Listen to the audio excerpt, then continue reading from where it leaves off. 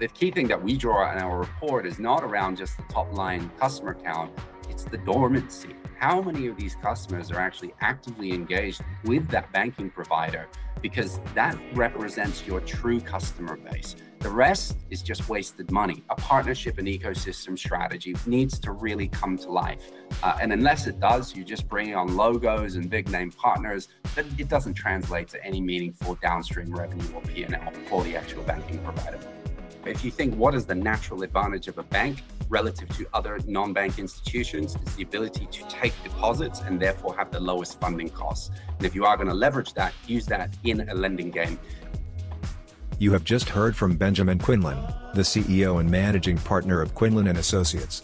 He is the former chairman of the FinTech Association of Hong Kong and currently chairs the Innovation and Technology Committee at the Australian Chamber of Commerce. In this conversation, we are taking a deep dive into a recently published Quinlan & Associates research report on the APAC Digital Banking Landscape. So let us dive right in. Good morning, Ben. Welcome to the show. Morning, Norbert. Thank you for having me. We have the occasion of the latest Quinlan & Associates report on digital banking across APAC. Very interesting and insightful document, and we want to take a deeper dive into that today. Before we do that, though, maybe first principles. You're an entrepreneur yourself. You run your strategic consulting firm. If you were to start a fintech business today, and you have many options doing that, would you actually recommend people, or would you do yourself, start a digital bank in this day and age? As is, I think it would be an extremely difficult proposition. It depends, A, on which market, and then 2, on what focus area. I think a lot of the digital banks in the region have gone out the gates really flying the flag for retail. I think this is probably one of the most saturated and difficult to disrupt spaces. We have seen it work to some degree in different markets, but I think the reality is if I were to be a betting man and think about where I would focus on a digital bank, I would focus on setting up an SME-focused digital bank right now. That would be where I think, regardless of which market you are around the world, there is still a credit gap problem that needs to be solved. And if you can get in and resolve it, you're in a very unique position. So it's ultimately a credit story. It's a lending to SMEs or even MSMEs, as you have it in your report. That's right. I just think that's the natural low-hanging fruit. I think in the report, we draw the comparison between a market like Malaysia, which is more the emerging, developing economy. Over half of their MSMEs get rejected in their credit applications. Even when you juxtapose it with Hong Kong, which is one of the most developed markets in the world, 40% on average of the SMEs for the past 6 years have either been rejected or only partially approved for their credit applications. So it's not a markedly different picture as you would see in things like underbanked populations in retail. The MSME credit gap is very real, regardless of where you are around the world. That data is pretty much available and everybody can draw their own conclusions from it. That's right. Why hasn't that move into that MSME space happened just yet? It's a lot more difficult when it comes to data and credit scoring. I think when you're looking at the world of retail, a lot of the metadata has been absorbed through the usage of people's phones, their core records, their payments data. When you come into the MSME space, a lot of these firms aren't necessarily digitalized. They don't necessarily have the best bookkeeping and transaction records. As a result of that, it becomes more difficult. And banks are naturally a lot more risk averse. When it comes to KYC, you're not just looking at the KYC of the individual. You then need to go through to UBO, the ultimate beneficial owner, which also gets opaque depending on which markets you are and how complex the corporate structure is. But most of the markets are asking for collateral requirements, which a lot of firms don't have, right? And then the personal guarantees. And that always makes me laugh when you're asking a limited liability company for a personal guarantee. And not just a personal guarantee with a founder, but usually among all their shareholders. That creates a massive roadblock and a lot of unhappiness with SMEs looking to get a loan. That's a big topic in Japan, even without the neobanking story thrown in, because it's really an inhibitor for growth. The question, though, is also, If you go into that space, do you ultimately need to be a bank? Because there are some players that try to match private investor into invoice financing and working capital financing and so on, basically as a capital markets play and not going down the banking route to tap a very similar market, I think. You're right. So there's quite a lot of new players. You've got the likes of Velo Trade, Cupitor up here in Hong Kong. If you move down to Southeast Asia, it's the Medalcus and funding societies. There are quite a lot of platforms that do the SME focused financing. Do you need to be a bank? It's an interesting question. I think the one major competitive advantage is if you are a bank, you get low cost funding, or you have a much better probability to get it. A lot of these independent platforms are still operating off funding channels where they're paying an arm and a leg to actually secure that facility. They need a long track record in order for those wholesale funding costs or facilities to really be competitive in terms of price. So I always think you're going to have a natural funding cost advantage in terms of being a bank. However, the interesting anomaly here is that if I go and speak to most of these firms, whether you're a bank or whether you're one of these platforms, every single one of them wants to get the balance sheet risk and credit risk off their books because it screws up your valuation, it puts your business and your P&L at risk, and they want to work out a way to just be a channel and or a SaaS-based solution, which really bodes well for future exit opportunities and value. There's that kind of anomaly you need to trade off. Yes, you can get the funding. Yes, you can lend on your own book if you're a bank. But by the same token, a lot of these players are scratching their heads saying, how do we get all of this off our books? Because we really don't want to wear the risk. Let's go back to the banking licenses. From my perspective, it was super interesting to follow what happened in Southeast Asia because as in Japan, we don't have a digital banking license. There's no requirement to have a physical branch if you have a banking license. So our quote-unquote neobanks are 20 years old. That's, for me, the organic growth of a digital banking ecosystem. And we haven't been overrun. So there's not 50 digital banks here. While in Southeast Asia, in Hong Kong, Singapore, and Malaysia, it's orchestrated. There's a certain number of licenses that's being made available by the regulator. That's right. And it feels almost like it's less capitalistic in saying that we have a certain number and that's where we're limited, right? Why not let anybody who wants and has the credibility, the funding, the requirements of a controlling compliance framework and wants to do a bank, why not let them do a digital bank and fight it out? Yeah, I would agree with that. I think ring fencing this whole idea of a pure play digital banking license, in my view, is it seems like it's innovative on the one hand. It seems like it's forward thinking to force the hand of new players coming in the market to not just set up a branch-based operation or one that requires a lot of physical touch points. So I agree with the premise that sits behind it. But I also think that any player that comes in with the capabilities who can set up a bank, be it branch-based or be it digital only, should be able to do it based on their own merits. I think that's actually very important. And one of the other things to call out here is if you look at the license applications that were granted in countries like Hong Kong, Singapore, Malaysia, it's really just the usual suspects, right? It's just the same large-scale players that are going in and doing this new experiment. I understand on the part of the central banks that they need to exercise a degree of prudence and caution with respect to only wanting to back people that have the capital buffer to actually ride out this journey. But does that bode well for innovation and like truly unique disruptors coming in? I know there were a lot of firms out there that were applying that were fantastic, but none of them actually were on the short list. And it just ended up being the same old name, so to speak. No offense, but obviously Hong Kong and Singapore are somewhat smaller markets compared to Japan, just in terms of the number of people. And Absolutely. eight licenses for Hong Kong feels quite a lot ultimately. What has been successful for those? Has there been a separation so far in this pile of 8 where you see some leaders emerging and others lagging? Yeah, very much. I think when we released our first virtual bank report in Hong Kong back in 2020 at the start of this license process when they're all getting launched, we basically said there'll be 2 or 3 that are left, right? And we still stick by that view. Hong Kong is a very saturated market. There are a lot of banks here. I think there is a lot of merit to having digital first players in the market.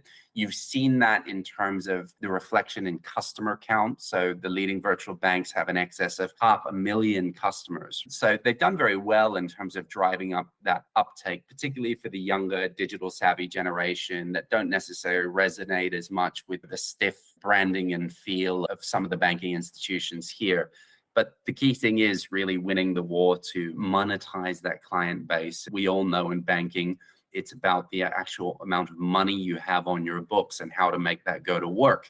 Many of them are still playing what you call the long tail game. And long tail involves hyperscale, super scale. That's the only way you can make it work. Otherwise, you have to just go deeper with the existing clients and focus on higher value add customers, right? That's always going to be the challenge for these institutions. Do you see that ecosystem that developed in Hong Kong different from what has happened in Singapore, for example? I think Singapore actually paid attention to the Hong Kong story, and they originally went out with 5 licenses that they wanted to grant, and then that was then reduced to 4. And then even then they split it to 2 full service, 2 wholesales. I think they saw the opportunity in the context of let's not saturate the market, right? We've got a very well-banked population, but we can try out these new players that are focused on distinct verticals to see how they run in this game. I think it was probably a little bit more, I don't know if the word is prudent. I always hate the discussions between Singapore and Hong Kong because it's such an old debate. I do think Singapore took note of, do we need, let's say, to replicate an 8 digital bank license setup? And I think starting smaller is probably the smarter thing to do to test the waters and to see how it works rather than launching, let's say, 8 players at the same time, which is quite ambitious in my view. Singapore also has DBS, which has been voted the best digital bank globally a few times, which brings us to the question of the incumbents who also have not been standing still and developing. So in your view, has this gap been closing from the incumbents to the new digital banks, neobanks?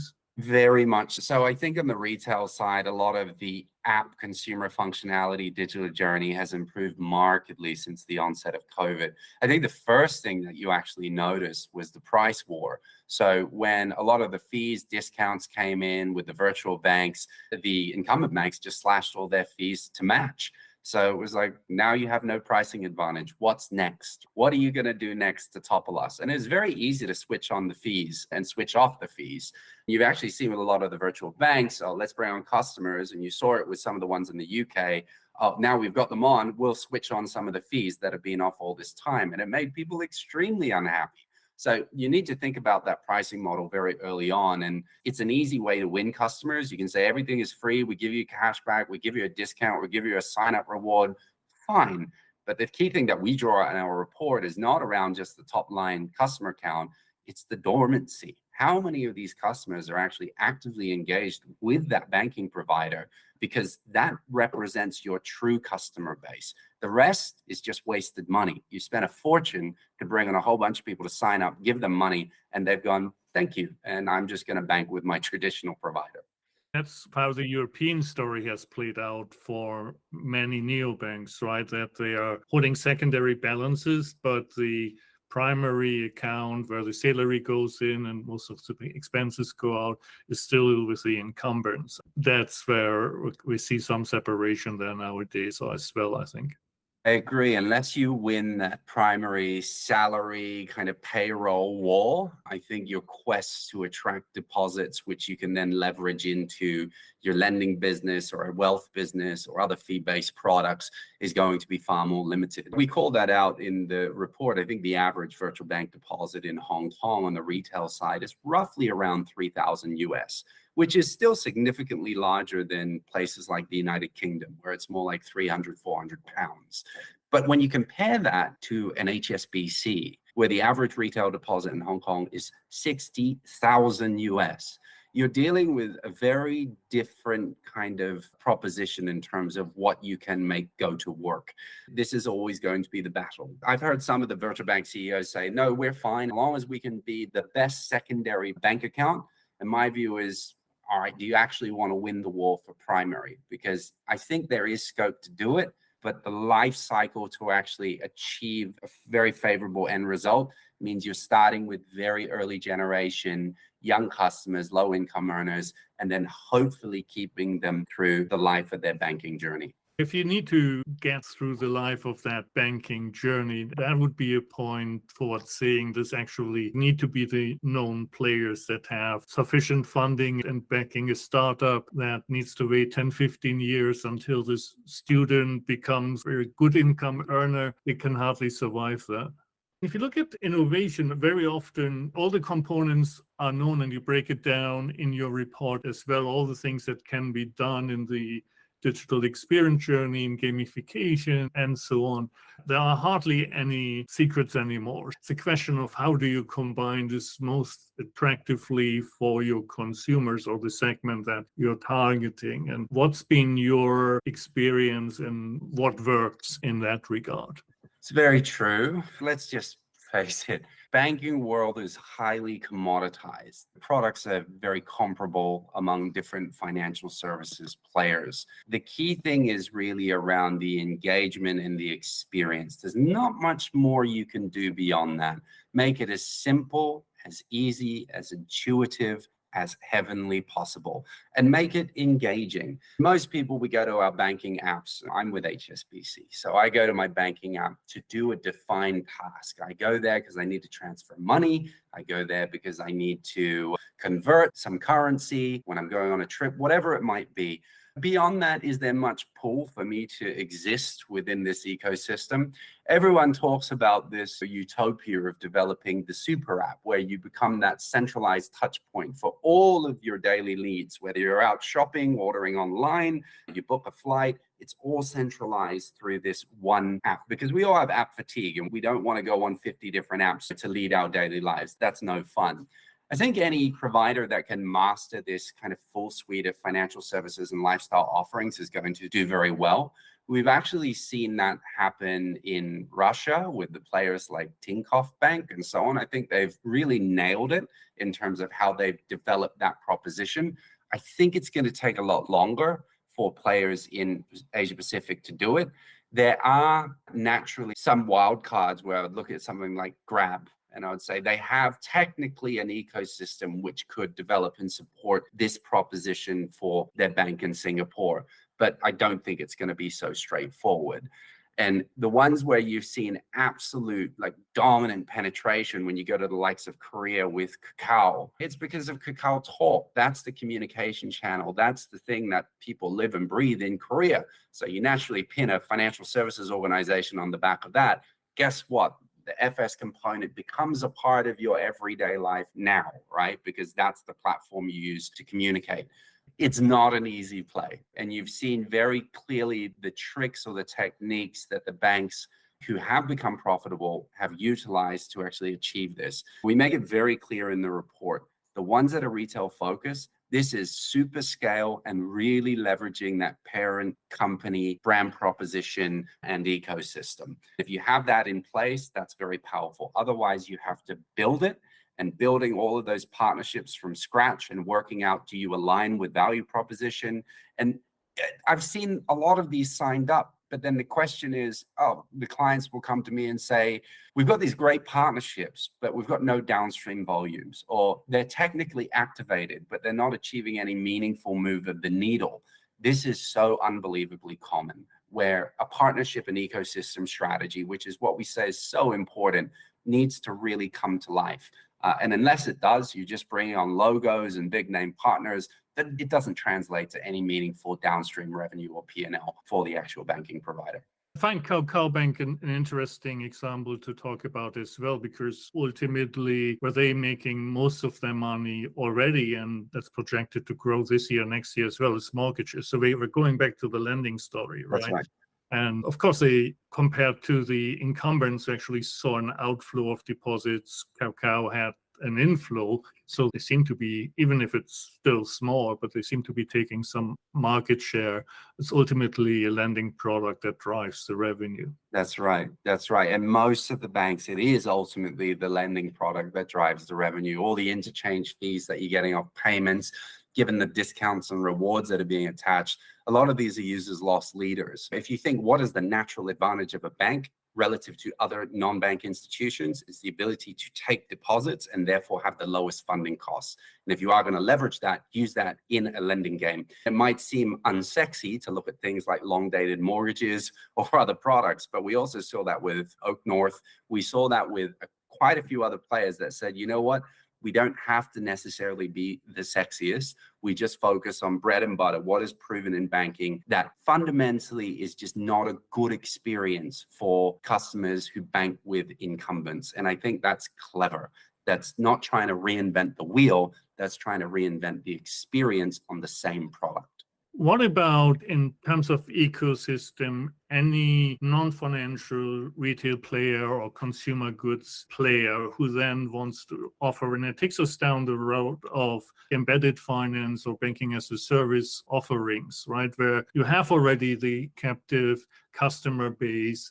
Southeast Asia is dominated by the conglomerates, right? And a lot of these players that are setting up the VBs in these markets do have these retail in particular and SME ecosystems within their whole supply chain that they can tap into. That's quite exciting in terms of the opportunity. We've seen it like with examples when you go out to the West and the US, like Apple, right? They're very clearly trying to drive their buy now, pay later product. And we were very clear in our buy now, pay later report, which came out a while back, that the independent BNPL business model was up for a big shakeup and a lot of them were going to go bankrupt. We were right.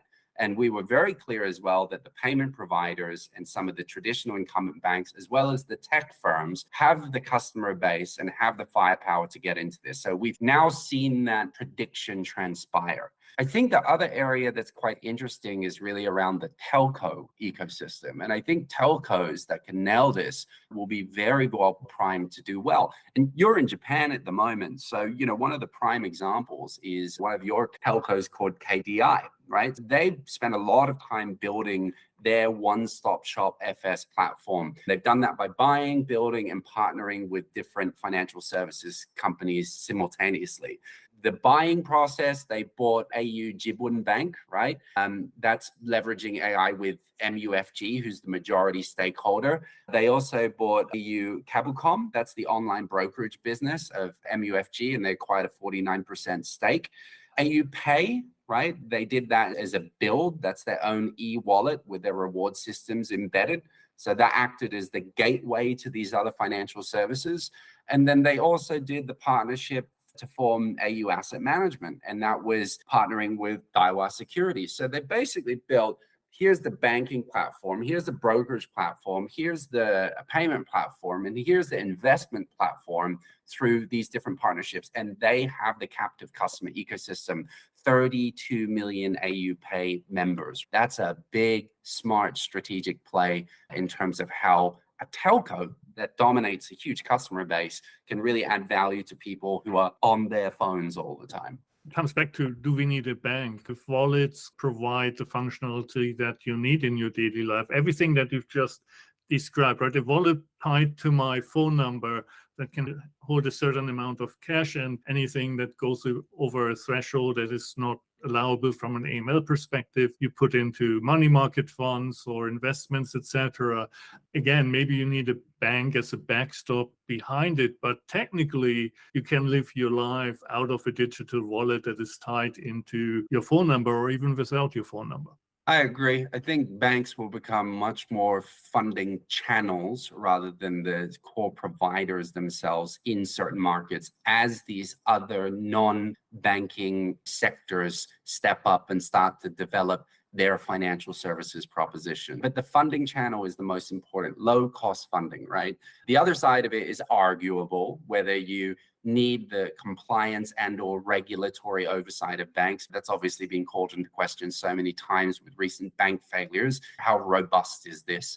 Deposit protection mechanism is another overlay, right? So with a lot of these other stored value facilities, they may not be protected to the same degree as a deposit guarantee by a national government.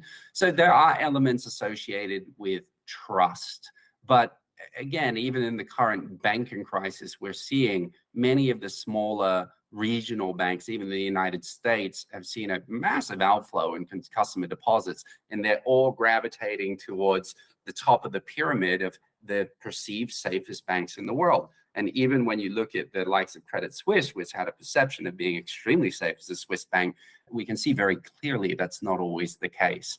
I think this ecosystem will continue to evolve. It makes it really exciting to see who's going to come in and ultimately offer something different. I don't think anyone looks at their incumbent banking provider and is filled with happy joy feelings about the experience every day. I think most people understand they've been through pain, they get whacked with big fees. It still happens all the time. And they're searching for solutions that can do this. But no one at this point enjoys the process of having multiple accounts, multiple functions, multiple this, multiple that. I think the fatigue of going through various applications that define one proposition, it's all well and good for one service, but we all demand, as selfish consumers these days, centralized convenience, right? And the people that crack that, they're the ones I think that will stand out the best. But the race to be a super app, it's not an easy one. Go back to Hong Kong once more, because what in the Western world is not so well known is WeBank. And you have the digital bank in Hong Kong, but you have the neobank monster in mainland China. Must be one of the biggest banks in the world.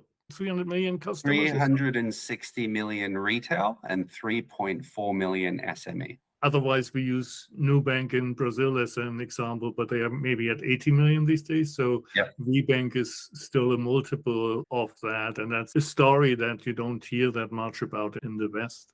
WeBank was able to successfully leverage the penetration of WeChat, right? There's 1.3 billion monthly WeChat users. So that's a very easy kind of way to integrate with a parent brand platform that has touch points with all the target customers you want to go after. And then, of course, you can then leverage the data from WeChat to filter who you actually want to go after very cleanly.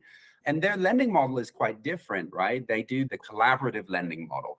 They co-fund with partner banks. They do that at a 2-to-8 ratio.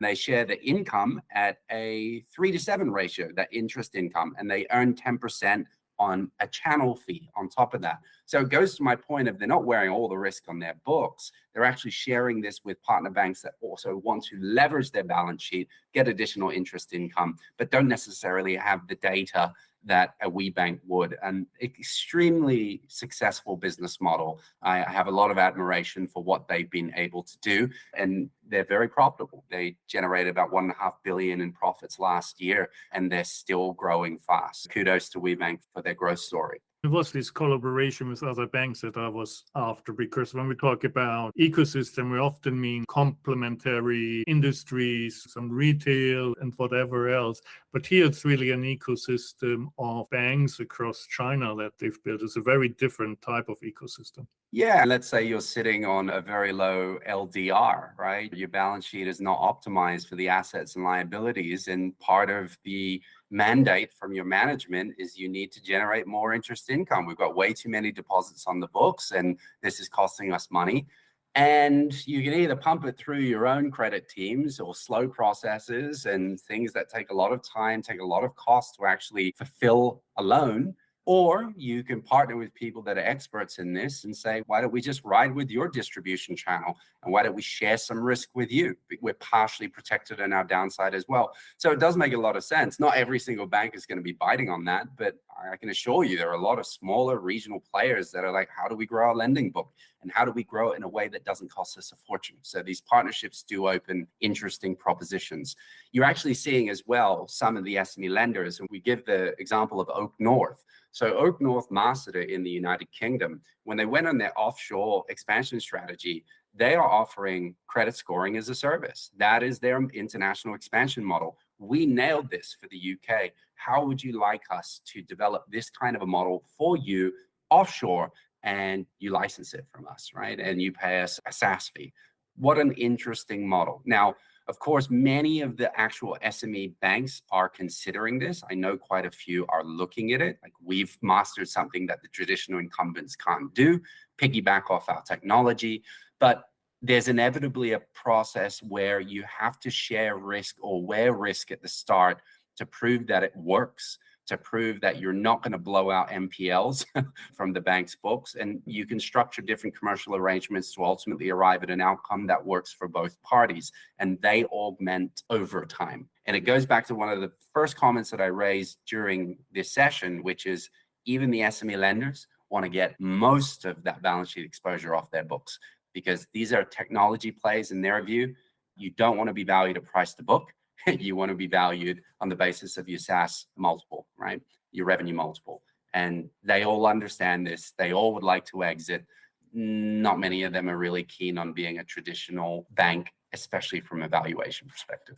Another point that you made in your report is the future markets, and you've taken a delta of the mobile phone penetration and the banked ratio, and Vietnam came out on top, 70% mobile phone penetration, but only just over 30% banking penetration. So that looked very promising. On the other hand, as you go into these markets, all the problems that we talked about of having relatively low balances, still low level of wealth, get amplified. So you need to be really frugal in your tech stack and customer acquisition to make that work profitably. Yeah, it's true. I'm not going to go into markets like Vietnam and Indo and double down on a wealth proposition right now. It's know your markets. That's the credit problem. That's the lending problem. That's what you have to solve primarily. And payments is an enabler or a gasoline that fuels a lot of this.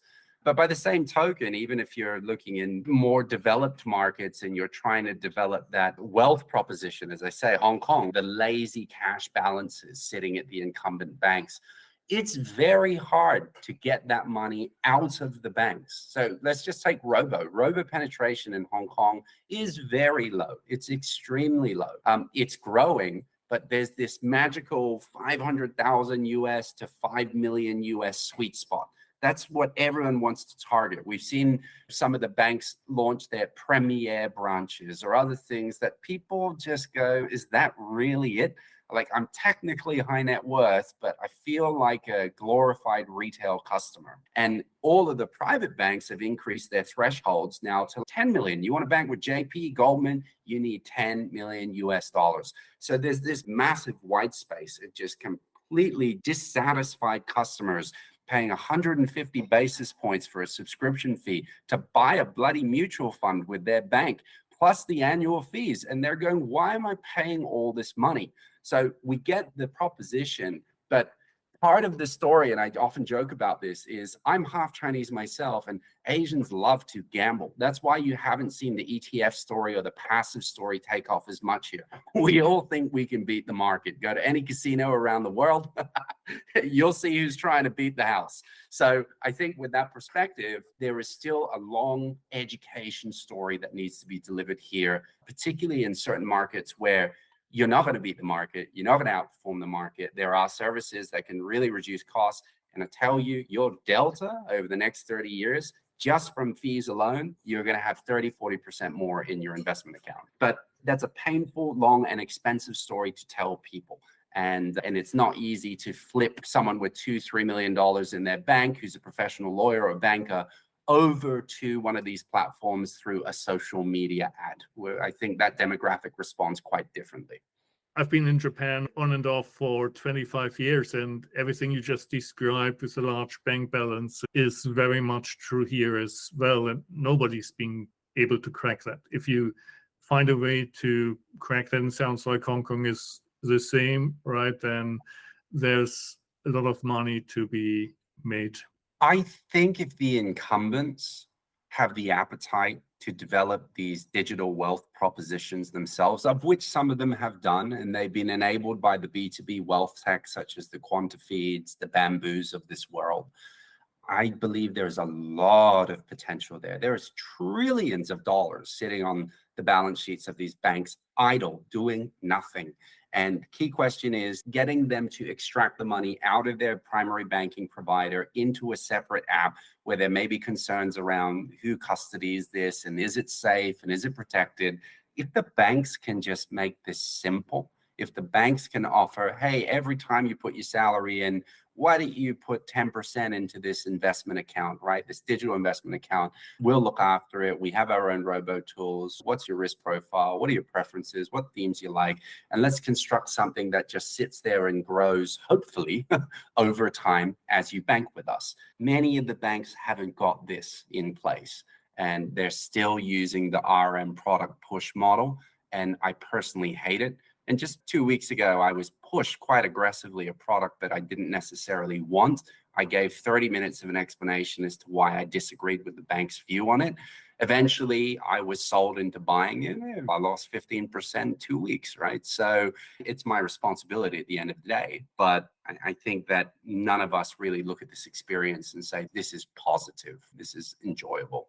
Obviously, you're putting the reports out not because it's so much fun writing them, although I think it is actually. It's fun to do the research, but you're running a consultancy business, as we said before, and you're looking to help companies who want to improve in this space, leveraging the intelligence that you have gathered. Look, we're here to help is the long and short of it.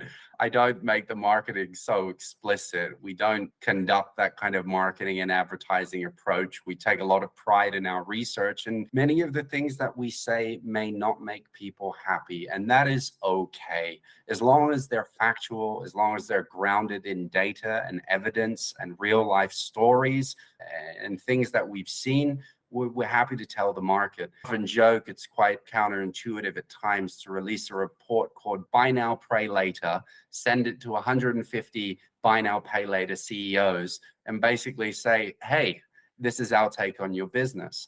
We hate advertorials. We don't go out with a view to just promote an industry for the sake of it. We don't have a predefined research plan in mind. We have a flow of what we're going to investigate and a structure for what we call a funnel of research. And whatever arrives at the end, whatever we can then deduce, not induce out of nowhere, whatever we don't hypothesize, what do the facts tell us? We will just say it. And I think, to be honest, that is the most valuable thing you can do for this industry, is just to say it as it is. There's no need to sugarcoat all of this data and facts. Present it honestly, present it with integrity, and talk about there's always a path forward. Even if there are problems, there are ways to fix it.